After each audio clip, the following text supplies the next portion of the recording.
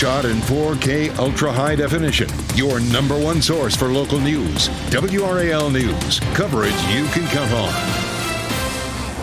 Very cold here these next few mornings. In fact, this afternoon, the coldest day since last January. We'll show you just how long that Arctic chill is going to last coming up. Starting this week, families who rely on Durham public school buses will have to come up with their own transportation once a week. We'll explain the changes to bus routes caused by a shortage of drivers. And we want to give you a live look at the legislative building this morning. That is where lawmakers will be back in session today. This morning, we'll talk about a preview of an expected veto of a bill that would provide millions of dollars in Helene relief funds.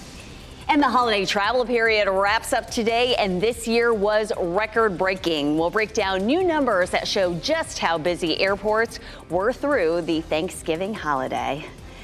Good morning, everyone. It is 4:30. If you're back from your holiday travels, we welcome you back in as we get you started off on a new week. I'm Renee Chu. I'm Chris Levin, good in for Jeff Hogan. You know, what's nice after having 4 days off is waking up today. It's been very, to me, I don't know, it feels like winter outside, so it kind of feels in the season, but it doesn't look like it's freezing outside, though it kind of feels like it, though, Chris. Exactly, yeah. Once you factor in that wind a little bit, it kind of feels like you're at that 32-degree mark. We've gotten below that in Roxborough and South Hill, where the sky has been clear, where you see more clouds. It's bailed us out a little bit for the time being, 35 to 38 degrees. You're still going to need the jacket with that kind of weather. It's December after all. Here's your morning planner. Temperatures will run in the 30s for the most part up until at least 10 a.m. And then by this afternoon, it's not like sunshine gets us very far. In fact, today likely to be the coldest afternoon since January 21st with our high temperature of only 43 degrees. Our average this time of year is in the 50s, but a nice dip in the jet stream is helping to bring in that cold Canadian air. We'll show you when and where we see wind chills dropping into the teens coming up. Well, we're in December. It's time for cold. Chris, thank you. Starting today, Durham public school families will have to get their children to school themselves 1 day a week. WRAL's Laura Levine joins us live from the North Durham bus lot. Laura, the district is implementing this because of a shortage of bus drivers. Renee, good morning. Beginning today, we will see more buses parked in transportation lots just like this one here behind me. We know that today alone, families will have to provide transportation for more than 20 routes that will be uncovered. The district has divided the rotational routes into 5 groups, A through E, to help address a bus driver shortage. So here's the plan. Families will be responsible for transporting their students to and from school 1 day each week, with bus service provided 4 days per week. Superintendent Anthony Lewis says this approach will help in managing the shortage efficiently, ensuring current drivers can cover more routes equitably. It had to average maybe 12 to 15 stops where there were no students, and that was just that one route. And so when we think about that, and bus drivers still have to stop at that route because we never know. So this is meant to be a temporary solution. However, we know this is going to be set and scheduled for the next 3 weeks. Superintendent Lewis, he did tell WRAL News that this could go on into the new year. It's something that we will have to monitor. The goal is to find solutions by next month. Laura Levine, WRAL News, live in Durham. And WRAL is working to learn more about this investigation in Wake County. This right here was the scene in the area of Crab Orchard Drive and Lake Dam Road in Wake County last night. Video from the WRAL Breaking News Tracker shows state troopers focusing on a white SUV. There is damage to the front bumper and the front window. And as soon as we learn more about this, we'll update you. One person is hurt after shooting at the downtown Go Raleigh bus station yesterday evening. The area is no stranger to crime scene tape and police lights. There were 286 crimes reported near the bus station in the first 7 months of this year. Now, Raleigh police said back in August that violent crime downtown decreased 22% in the first half of the year compared to the previous one. They credited the boost in security patrols around Moore Square. Some who walk near the area, though, say they are still taking precautions. I carry a pepper spray with me. Sometimes I carry a knife. I've never actually been attacked, but it's scary sometimes walking home. Raleigh police say the man yesterday was shot in the leg and was taken to the hospital. In April, city leaders voted to renew the contract with special police for at least another 3 years. We've got a look at the legislative building this morning live. In fact, that is where lawmakers will be back in session today addressing a Helene Relief Fund bill. We're talking about a bill that would move $227 million in state money to fund this effort. The bill would also strip power away from incoming Democrats. That includes the governor and the attorney general's offices. Governor Roy Cooper vetoed the bill before Thanksgiving, but Republicans will have to be united in both the House and the Senate to override that veto this week. However, 3 Western North Carolina Republicans in the House voted against the bill the first time around. Today, the Wake County Board of Elections will hold a meeting that could shift the balance of power on the state Supreme Court. The race for a state Supreme Court seat between Republican Jefferson Griffin and Democrat Allison Riggs remains undecided nearly a month after the election, with just 700 votes separating them. Riggs is currently ahead. A recount is underway, but Griffin is challenging around 60,000 ballots. There's multiple reasons why he thinks some of these ballots were improperly counted. A Wake County specific example is that ballots cast by people who died were counted. The Wake County Board of Elections, which leans Democratic, will review the allegations today. Depending on the results, the candidates may still request a second recount once the first is completed. This morning, President-elect Donald Trump is saying that President Biden's decision to pardon his son Hunter on gun and tax charges is, quote, a miscarriage of justice. Trump made that comment on his social media platform, Truth Social, just after 9 o'clock last night. He referenced the people in prison for the January 6 riots on the Capitol in his post. Biden's decision to pardon his son comes despite his previous promises that he would not do that. The move also happens weeks before Hunter Biden was set to be sentenced. Hunter Biden said that he will never take the clemency for granted. Today is the final day of busy Thanksgiving travel, and this season was record-breaking.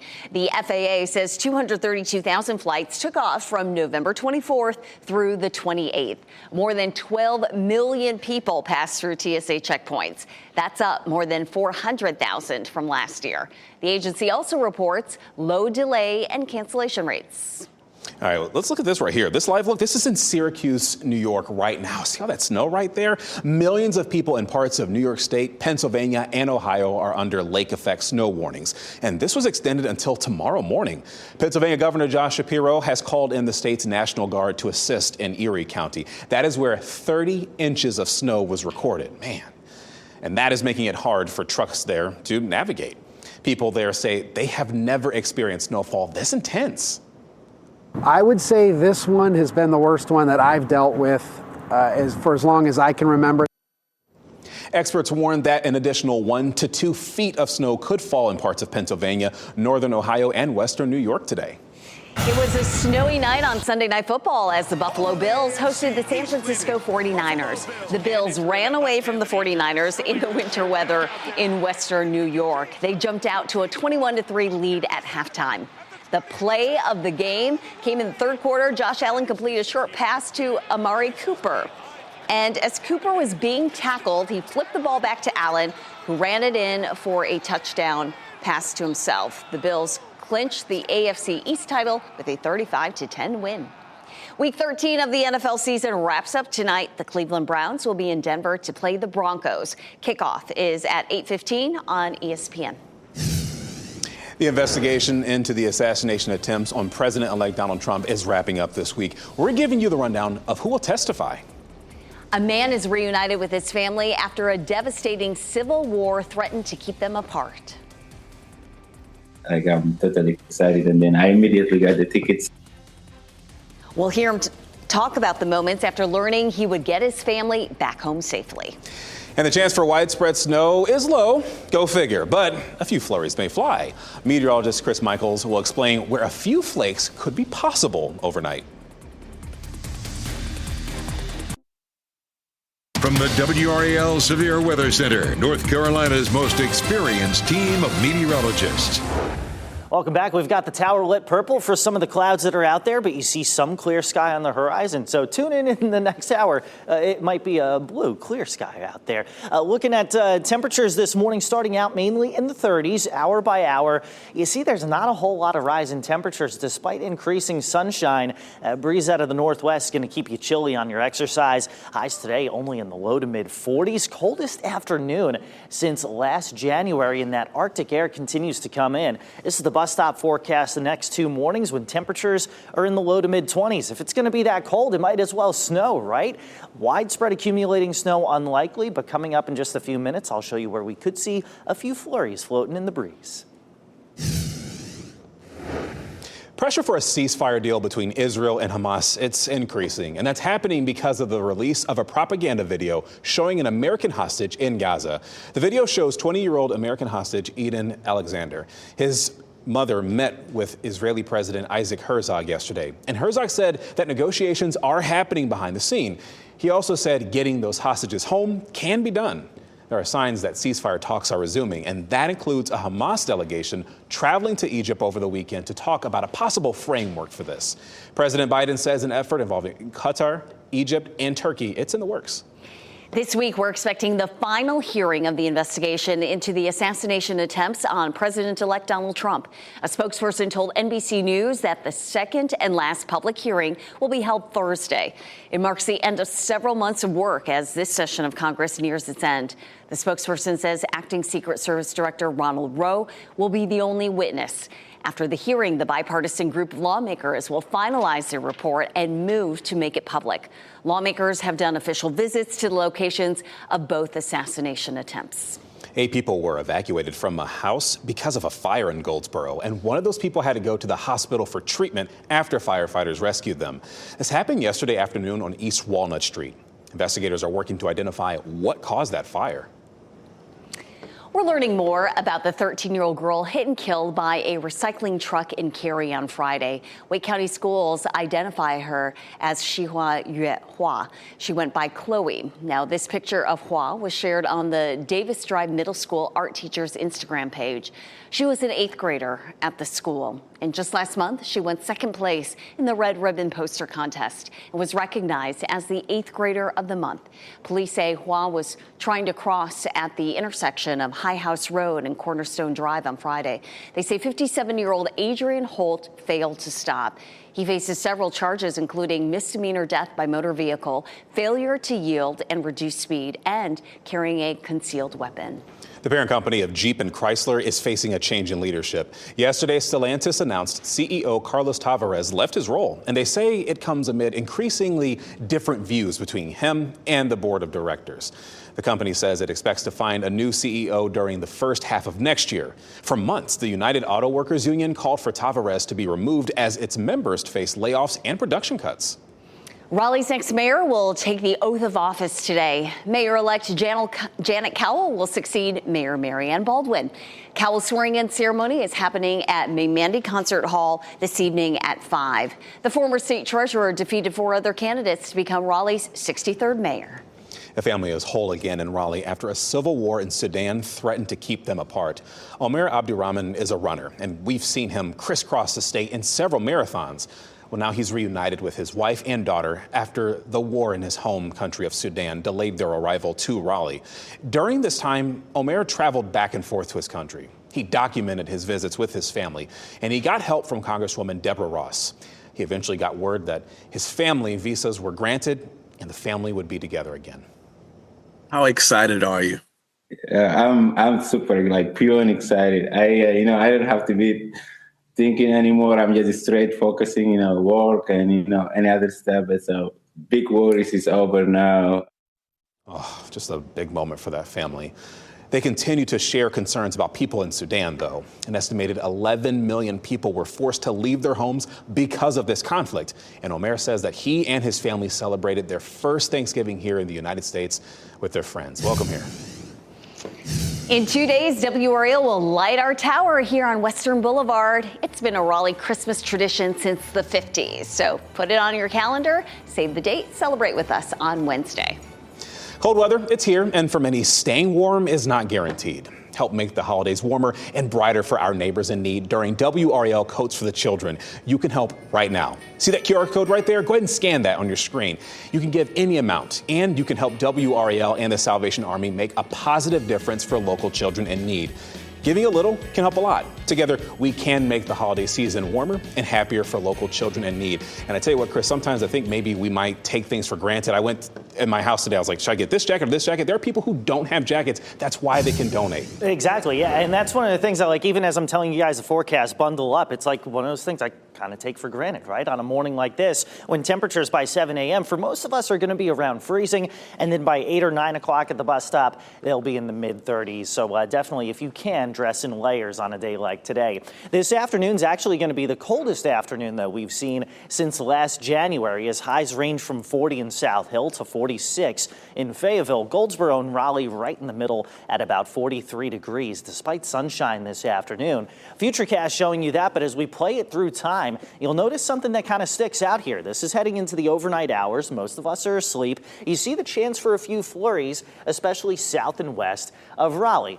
Not a big deal, but enough for some excitement for an area that really hasn't seen snow in quite some time. By the time most of us are awake Tuesday morning, it's out of here, right? So again, this is not going to be a huge deal for us. And it gets you thinking, though, like, do we have a chance of some legit snow? Probably not within the next 7 days or so. Reason being is you've got the cold air coming in from the north, but the southern part of the jet stream, your moisture source where you see the storms riding, that's going to stay too close to the Gulf Coast. So because they're separated, I don't see a chance of widespread snow here within the next 7 days. But I do see the widespread cold. This morning's cold. The next 2 mornings going to be even colder. Tomorrow morning, that's what you see on the left-hand side, lows 21 to 26. Wednesday morning at the bus stop, temperatures 19 to 23 degrees. So we're talking back-to-back hard freezes and little breaks here and there. I'm thinking like Thursday will make it into the upper 50s, but for the most part, heading into the weekend, you're looking at below average temperatures once again. It's December. It should be cold. It's just going to be a little bit colder than the average for this time of year. Highs low to mid 40s through the next couple of days. Renee was just telling you about the tower lightings. If you're going to be out there celebrating with us, bring a jacket. By the evening, we'll go from 51 to about 40. Thursday, high temperatures upper 50s, but then another shot of very cold air by Friday and Saturday mornings. We're in the 20s again, afternoon highs in the 40s, but bouncing back into the 50s as we head into this upcoming Sunday. All right, thank you, Chris. Giving Tuesday, an annual day for giving back, it's tomorrow. And for scammers, it's a day to find easy targets. Coming up, how you can avoid scams while donating to your favorite causes. Plus, a new way for you to help victims of Helene. We're going to tell you about the giving wall that is going up today at Crabtree Valley Mall in Raleigh. An Oscar-winning screenwriter who was a longtime collaborator of Woody Allen has died. Marshall Brickman died Friday in New York, according to his daughter. He was 85 years old. Brickman co-wrote the film Annie Hall with Allen. It won him and Allen the Oscar for Best Original Screenplay in 1978. The duo also teamed up on other movies, including Manhattan in 1979. Brickman was also a sketch writer for The Tonight Show, starring Johnny Carson in the late 1960s. A sequel to a popular cult classic could be on the way, and a new docu-series looks at the life of a Swedish band. Here's David Daniel. All we really need is maybe some better jobs and boyfriends, right? Yeah. A possible sequel to Romy and Michelle's high school reunion. Mira Sorvino tells People magazine a follow-up to the 1997 cult classic is, quote, so close to being greenlit. She says she and Lisa Kudrow have signed on as stars and executive producers, and a director has been hired. Who knows how much time one has when they look like this in the mirror. Sean Penn honored in Morocco. The actor and director accepted a career award at the Marrakesh Film Festival, which is playing a selection of his films. Penn encouraged the audience to be as politically incorrect as their heart desires and to engage in diversity and keep telling those stories. They are shopping a demo, and then they sell 25 million records. And it happened over a very, very short amount of time. Ace of Base, All That She Wants looks at the Swedish quartet's rise and fall, from worldwide stardom to internal friction and even death threats. The docuseries features home movie footage and diaries from the band members. It premieres Thursday on Viaplay. Seeing the Sign in Hollywood, I'm David Daniel. A Disney sequel makes record waves at the movie box office. Moana 2 set a record for a 5-day Thanksgiving period opening with $221 million in ticket sales. Wicked lost the top spot, but barely slowed down, taking in $117.5 million. It is now the top Broadway musical adaptation of all time in the U.S. at $262 million and counting. Ooh, Wicked was good. The Carolina Panthers played a close game with the Tampa Bay Buccaneers at Bank of America Stadium. Bryce Young hit Adam Thielen for a 25-yard touchdown with 30 seconds left to put Carolina ahead. But the Buccaneers were able to tie in on a last-second field goal to send it to overtime. The Panthers were driving for a winning score, but Chuba Hubbard fumbled. The Buccaneers were able to go to the other way and then set up a game-winning field goal. Tampa Bay beats Carolina 26-23. Snow was not a deterrent for diehard Buffalo Bills tailgaters before last night's game against the San Francisco 49ers. Fans set up to tailgate 9 hours before kickoff. A lake effect snow warning and a 1.5 feet of snow was not enough to keep them inside. The area received a reported 18.5 inches of snow by Sunday morning. They even volunteered to help dig out some of that snow. Well, the town of Roseville will hold a tree lighting ceremony tonight. It's happening from 5 to 8 at Redford Place Park. The ceremony will feature a performance from the Roseville Elementary School course, pictures with Santa, and we've got train rides there happening as well. The mayor will also read the holiday classic the night before Christmas, and the event is free and everyone is invited. Changes for families at Durham Public Schools begins this week. Why parents will now need to get children to school themselves 1 day a week. And a brawl after the Michigan-Ohio State game over the weekend is not going unpunished. How much each school will have to pay in fines because of this. And it was a record-setting weekend at the box office. We'll tell you about the history made by Moana 2 and Wicked.